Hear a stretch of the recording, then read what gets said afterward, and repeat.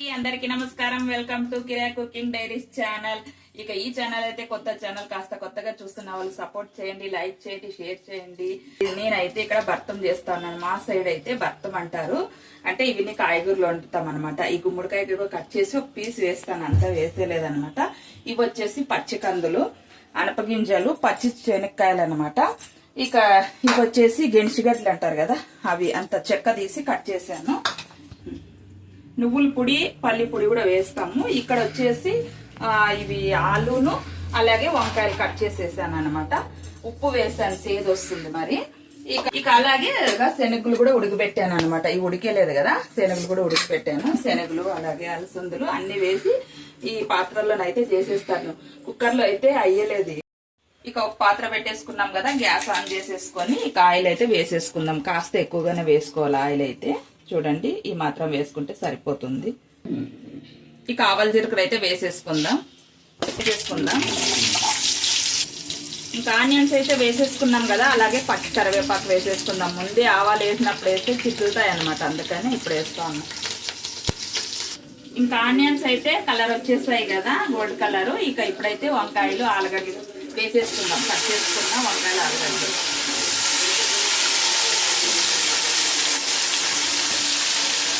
అనపగింజలు వేసేసుకుందాం. ఇంకా పల్లి ఇత్తనాలు వేసేసుకుందాం. ఇక అలాగే అలసంద, ఇవి కందులు అన్నమాట, కందులు అలాగే కందులు కూడా వేసేసుకుందాం. మేమైతే గెనిసిగడ్డలు అంటాము, మీ సైడ్ ఏమంటారో తెలీదు. ఉడకబెట్టుకొని తింటారు కదా, అవే అనమాట. ఇవి కూడా వేసేసుకుందాం. కాస్త పసుపు వేసేసుకుందాం. ఇంకా సాల్ట్ అయితే వేసేసుకుందాం.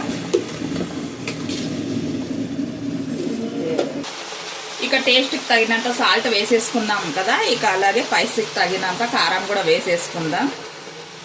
ఒకసారి బాగా కలిపేసుకుందాం.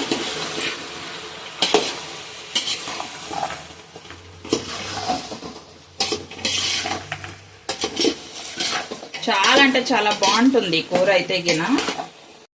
ఇక బీన్స్ కూడా కొన్ని వేసుకుంటా ఉన్నాను, అప్పుడు వేసేది మర్చిపోయినాను అన్నమాట.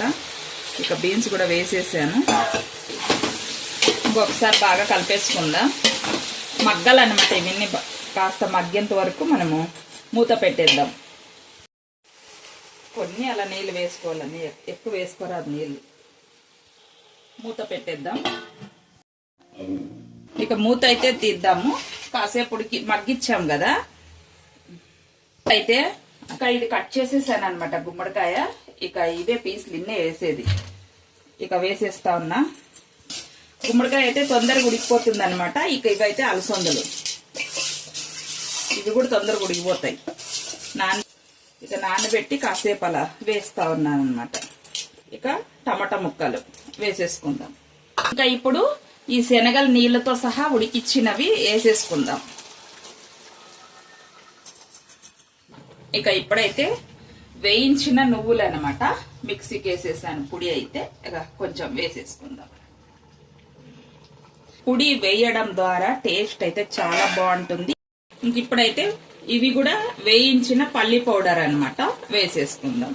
ఇది కూడా కొంచెం వేసేసుకుందాం, టేస్ట్ బాగుంటుంది అనమాట. ఇప్పుడు ఒకసారి బాగా కలిపేసుకుందాం.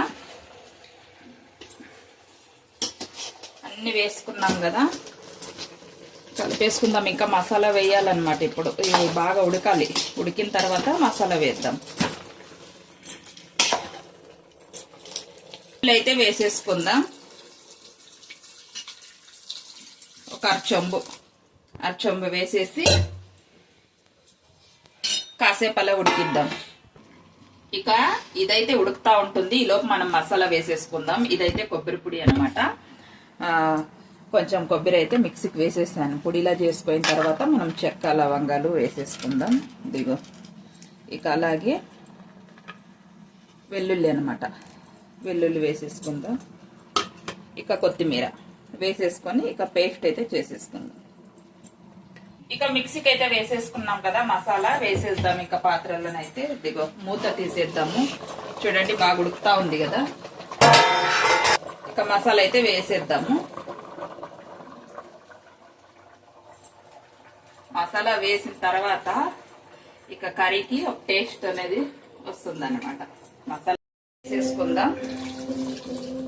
ఇంకా మసాలా వేసుకున్నాం కదా, ఒకసారి బాగా కలిపేసుకుందాం. ఇంకా అన్నీ వేసుకున్నాము, ఉడికేదే ఉందన్నమాట. ఇంకా కాసేపు అలా ఉడికితే మనకి ఇక కర్రీ అయితే రెడీ అయిపోతుంది. ఈ గుమగుమలాడే భర్తం అయితే రెడీ అయిపోయింది అనమాట. మనకైతే కర్రీ రెడీ అయిపోయింది. దిగో గుమ్మగుమ్మలాడే భర్తం అనమాట. టేస్ట్ అయితే మామూలుగా ఉండదు, చాలా బాగుంటుంది.